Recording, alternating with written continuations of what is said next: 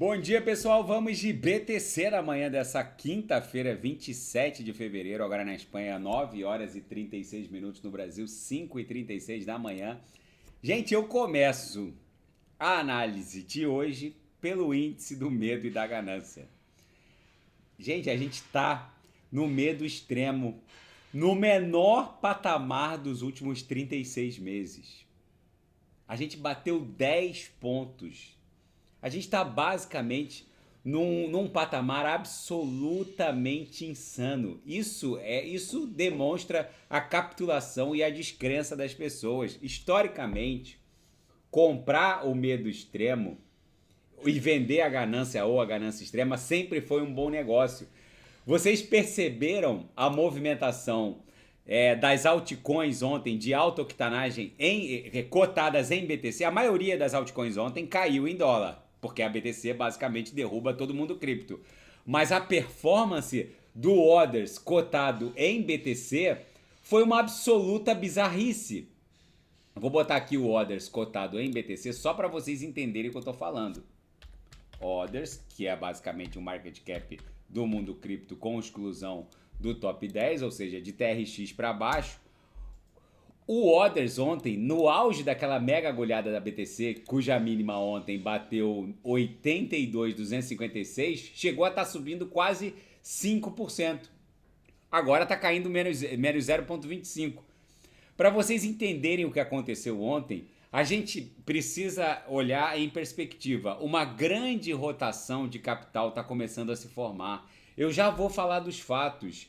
O ticker de negociação do ETF de Solana já está registrado no sistema de liquidação e compensação da Nasdaq.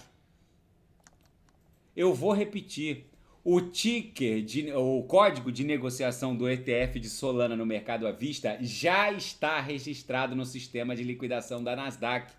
As pessoas não estão entendendo o que está em vias de ocorrer, de acontecer. Nós estamos prestes a presenciar aquela tão esperada mega rotação de capital que todo ciclo acaba revelando em algum momento.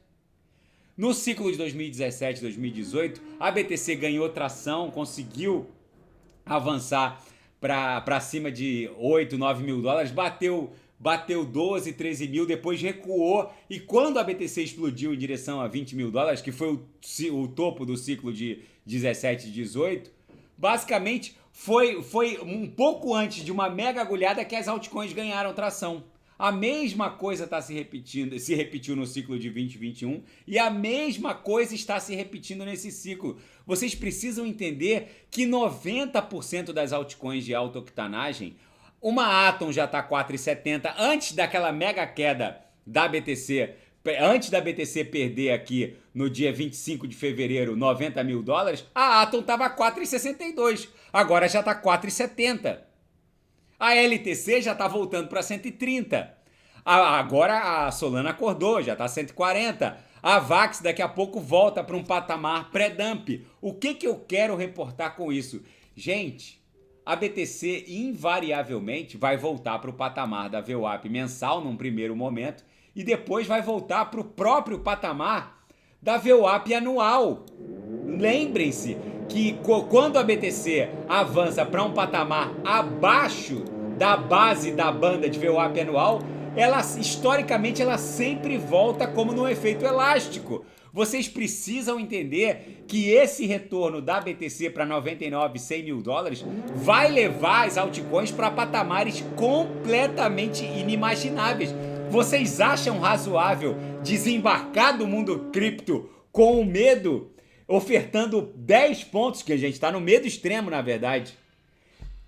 Quem não sabe o que comprar precisa colocar a cabeça no lugar. A gente está em vias de protagonizar uma das maiores transferências de riqueza desse século. Isso é uma rotação de capital iminente.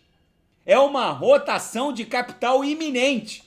Na seara fática, o Bank of America agora diz que vai lançar sua própria stablecoin, de acordo com o CEO Brian Moynihan. Gente, outra coisa. Ontem eu reportei aqui que a XRP vai criar, dentro da XRP Ledger, uma interface de DeFi para grandes instituições financeiras. Enfim, finalmente agora gigantes de Wall Street vão poder usar plataformas de DeFi auditadas, com o código auditado, aberto. Não que essas grandes plataformas que existem hoje, a Aave, Venus, Camino, não sejam auditadas, mas basicamente elas vão atender as demandas de compliance, podendo dar... Quando eu digo atender as demandas de compliance, é verdadeiramente poder dar freeze em ativos que tenham origem duvidosa. Mas o que está em vias de acontecer é a chegada da liquidez de stablecoins emitidas por grandes players Wall Street, como o Bank of America. É a possibilidade de um Bank of America ou cliente de um Bank of America poder fazer uso de plataformas de finanças descentralizadas e basicamente promover, entrar em pools de lending e borrow, surfar aqueles mega retornos. Já que qualquer um ali pode ser banqueiro, eu posso basicamente aportar os meus criptoativos ali e emprestar para quem precisa, e o meu colateral é gerido por um smart contract. Gente, essa revolução que no começo não era nem tão silenciosa, mas agora está chegando para os grandes players de Wall Street, vai mudar a maneira como dados e riquezas trafegam no mundo. As pessoas não estão ligando o queijo ao ratinho. Eu sei que pode parecer bizarro falar isso com o índice do medo e da ganância a 10 pontos, mas historicamente sempre foi um bom negócio comprar no medo ou no medo extremo e vender na ganância e na ganância extrema. Liguem o queijo ao ratinho. Comprem ao som dos canhões e quando há cheiro de sangue nas ruas, e vendam ao som dos violinos e quando há cheiro de flores nas ruas, e não o contrário. Agora as pessoas estão basicamente capitulando, desembarcando do mundo cripto no medo extremo. Isso é bizarro, é absolutamente bizarro. E o ETF de Solana no mercado à vista já tem o ticker de negociação registrado na Câmara de Liquidação e Compensação da Nasdaq. É questão de horas para alguns analistas para o início de negociação do ETF de Solana no mercado à vista. E a SEC arquivou todas as investigações contra a Tron, contra o Justin Sun, que é o icônico fundador da Tron, e contra a Gemini, dos irmãos Winklevoss, lá aqueles que no filme A Rede Social fizeram um acordo com o Mark Zuckerberg. Eles basicamente pegaram uma parte daquela grana do acordo com o Mark Zuckerberg, que no filme conta lá a história da cofundação do Facebook entre o Zuckerberg, um brasileiro, e os irmãos Winklevoss, e basicamente eles compraram muita BTC, criaram a Gemini e foram acusados pela antiga gestão da SEC, na gestão do Gary Gensler, de operar títulos e valores mobiliários, principalmente no programa de staking deles, sem autorização da SEC. A SEC arquivou tudo, disse que basicamente é ainda um mercado sem regulamentação e que eles não praticaram nenhuma ilegalidade. Agora a SEC está regulamentando e basicamente legitimando tudo que foi feito. Na seara geopolítica e finanças internacionais, receitas da Nvidia explodiram e aumentaram quase 80%, com vendas crescentes de semicondutores de AI. Gente, quando eu olho para uma receita de uma Nvidia, eu perco a noção de referencial de riqueza pública e privada. A Nvidia está faturando quase 20 bilhões de dólares por mês, faturamento bruto. Gente, vocês têm ideia que isso é um pouco mais da metade que toda a arrecadação da Receita Federal Brasileira em um mês? A Nvidia, basicamente, eu vou repetir, a Nvidia basicamente fatura bruto um pouco mais da metade de toda a arrecadação mensal. Fatura bruto por mês, um pouco mais da metade da arrecadação mensal da Receita Federal Brasileira. A Receita Federal Brasileira deve arrecadar aí no máximo 200 bi por mês. A Nvidia fatura bruto 15, 20 bi por mês. Na próxima expansão da capacidade de AI instalada, provavelmente a Nvidia engole facilmente a arrecadação federal mensal da Receita Federal do Brasil. Essas Big Techs, não é à toa que donos de Big Techs, porque a figura ali do Elon Musk como primeiro cavalheiro não é uma figura meramente ornamental, para dizer o mínimo. As Big Techs, elas já fazem um contraponto ao poderio estatal. É só ver o que está acontecendo com a Europa. A Europa acordou de biquinho porque viu que os Estados Unidos retomaram as relações diplomáticas com a Rússia e está querendo reconstruir a sua defesa.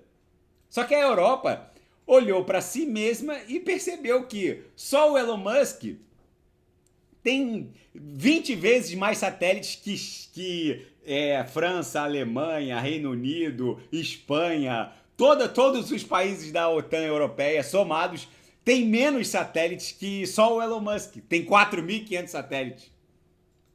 Então eles já acordaram de biquinho com os Estados Unidos, porque se o Putin tinha resetado todo o arcabouço geopolítico e financeiro global, o Trump está demolindo, basicamente. E agora a gente percebe que Big Techs do nível de Nvidia, a Tesla não é uma fabricante de automóveis comum, é uma Big Tech. Aquilo é uma grande força computacional que não oferta um carro comum também. Enfim, esse contraponto de poderio estatal e privado, ele está se exacerbando, né, nesse 2025 e até o final dessa década. Facilmente, essas Big Techs já terão muito mais poderio geopolítico e financeiro que 99,9% dos estados soberanos. Então não é à toa que agora, donos de Big Techs, eles perderam o pudor, eles claramente desafiam estados soberanos. Isso é um movimento, depois eu vou fazer um vídeo mais voltado para esse aspecto. Isso é um movimento que não tem mais volta.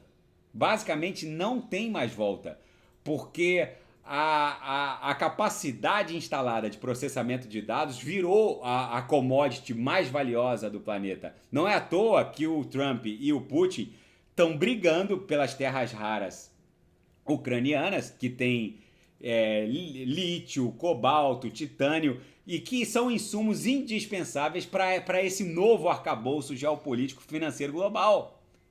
E basicamente a Ucrânia perdeu quase 1 milhão de vidas, acho que dos dois lados deu mais de 2 milhões de mortos já, mas enfim, a troco de nada, porque eles basicamente vão ficar sem as suas próprias terras raras, porque estão sendo divididas entre americanos e russos.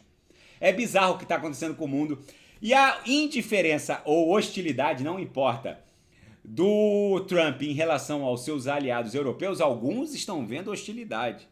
A premier dinamarquesa disse que as bravatas do Trump em relação à Groenlândia não são bravatas e que ela enxerga uma ameaça norte-americana em relação àquele território dinamarquês que é a Groenlândia. Mas não importa. O fato é que o Trump deixou um recado muito claro para a Europa. A Europa precisa refazer a sua defesa e o Trump, ele basicamente, a recusa dos Estados Unidos essa semana em condenar a invasão da Ucrânia pela Rússia na Assembleia Geral da ONU, basicamente deu um recado duro para os europeus. Eles precisam reconstruir a sua defesa. Depois do Plano Marshall, logo depois da Segunda Guerra Mundial, a Europa Ocidental ela terceirizou a sua defesa externa. Basicamente foi isso que aconteceu em favor dos Estados Unidos. Só que se o Putin resetou a geopolítica financeira global, o Donald Trump está demolindo. Basicamente, a Europa vai ter que refazer toda a sua defesa e isso não vai custar bilhões, isso vai custar trilhões. A Alemanha está buscando para ontem 210 bilhões de dólares para tentar reconstruir a sua defesa. Só que existe um grande problema nessa corrida armamentista nuclear, espacial, porque a Europa percebeu que as guerras hoje, em 2025, Elas são travadas por drones. Drones precisam de satélites. A Europa não tem satélite para esse tipo de guerra de última geração. Basicamente, a Europa vai ter que iniciar uma corrida espacial do zero, praticamente. Só o Elon Musk tem 50 vezes mais satélites que toda a Europa ocidental. A Europa, basicamente, vai ter que rever o próprio arranjo da União Europeia, porque a Polônia tem no seu território uma grande base americana. E a Polônia já disse para a Alemanha, eu sei que os poloneses e os alemães eles não se bicam totalmente, mas agora a coisa ficou séria, porque a Polônia já deu a entender para a Alemanha que não vai abrir mão da sua parceria de defesa e militar com os Estados Unidos. Ou seja, a Polônia vai continuar super alinhada com os Estados Unidos à revelia do resto da OTAN europeia. Ou seja, o Donald Trump também está começando a fazer derreter o arranjo da União Europeia. Gente, com tudo isso acontecendo, eu volto a insistir com os senhores. A mega rodada de impressão de riqueza pela zona do euro, pelos Estados Unidos da América, que basicamente estão resetando todo o arcabouço geopolítico e financeiro global, pelos chineses. Isso é conjugado, isso não é pontual. Basicamente a gente está presenciando uma expansão do M2 chinês, europeu, americano de forma conjugada. O sujeito para olhar essas notícias e não sair na rua gritando para comprar Bitcoin, ele só pode ser um louco. Ele só pode ser um louco. Gente, vocês precisam estar aportados no Bitcoin, nas melhores altcoins.